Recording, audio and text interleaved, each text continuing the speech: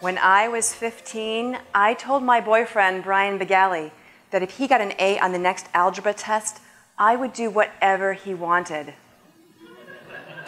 He looked at me, leaned back against his locker, and I could tell from the expression that followed that maybe I should have been a little more specific than whatever you want.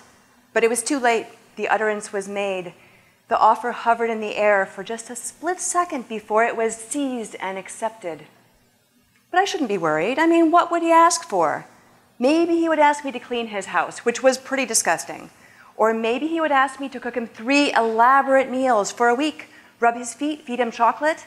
That's what I would want. Or maybe, well, no, I knew what he wanted. You know what he wanted. I was 15 and he was 17. We had been dating for 6 months, and I was a virgin. I was a steadfast, stubborn virgin. SEX, just the word, was the ultimate transgression in 1980s small town Grand Haven, Michigan. It was different back then and out there. There was no such thing as 50 Shades of Grey. There was no cable TV, no internet. There was no Beyonce, no Shakira. Salsa dancing was not in yet, so there was no public display of hip action whatsoever. The sauciest thing we had available to us was Judy Blume's book, Forever. You know that book. It was off the banned book list at that time, but it was still one of those things that you hid from your mother on your shelf. This was an era of pink taffeta prom dresses, shoulder pads, feathered hair, and cars without seatbelts.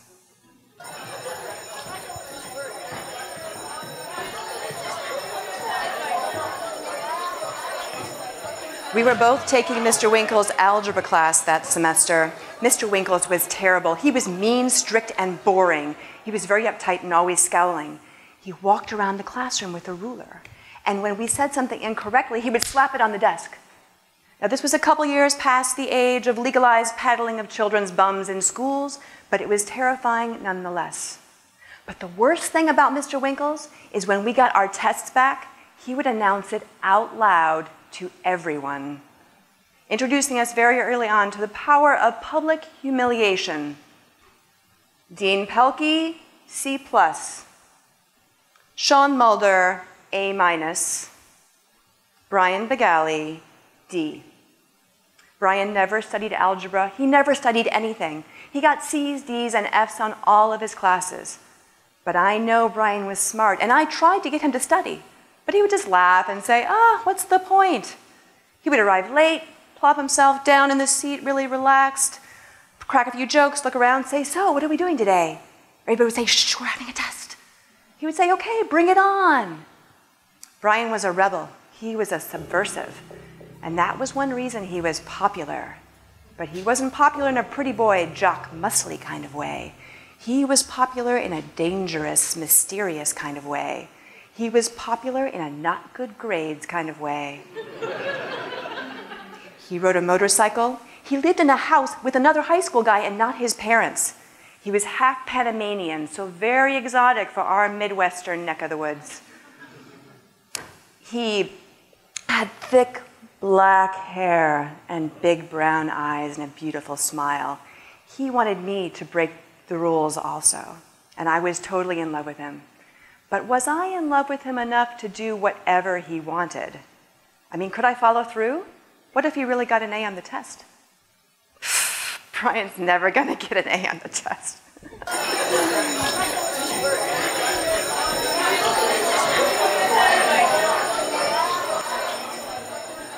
For the next 2 weeks, Brian studied every day. Every day. He carried his algebra book around with him wherever he went, studied in between classes, and he had his more studious friend Steve Hardin tutor him. And then he started taunting me. He rubbed his hands together.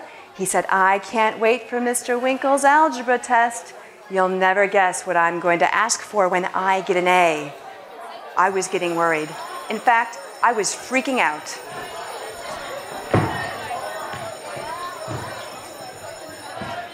We took the test on a Monday. Brian sat down, none of his usual flippant jokes. He studied his notes all the way up to the time when Mr. Winkle said to put everything away except for our number 2 pencils. I couldn't concentrate on the test, on my own test. I just heard Brian behind me scribbling all those answers to the math questions. Afterwards, we turned them in and we stood up, and Brian slapped me on the ass and strut down the hallway. For 4 excruciating days, we waited for the results. And all Brian did was this. He didn't have to say anything. On Friday, we returned to class. There was an unusual hush in the room because at this point, everybody knew exactly what was at stake. In fact, the entire school knew what this grade meant to both Brian and to me. And as Mr. Winkles began his ritual of shame, it suddenly dawned on me with horror that my sexual future was now in the hands of Mr. Winkles. Dean Pelkey, C-. Sean Mulder, A. Brian Begali. It was like 10 minutes. I swear, the pause went on and on and on. Why wasn't he saying Brian's grade? I had beads of sweat running down my temples and my neck and down my back. I looked over and I saw Brian sitting on the edge of his seat looking up at Mr. Winkles, and Mr. Winkles looking down at Brian over the edge of his glasses. And in that moment, I could have sworn I saw Mr. Winkles smile just a little bit when he said Brian's grade. B+.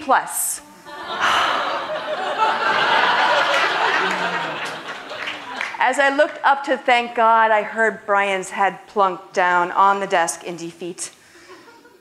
He pleaded with me after that. He begged.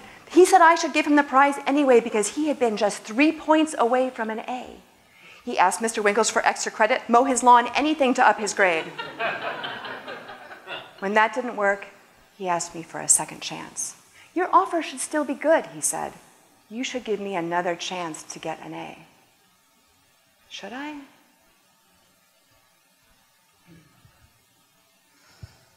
Years later, I think about Brian. I wonder where he is. I wonder how he's doing. And I wonder what might have been different for both of us in both of our lives if I had given him one more chance to get an A.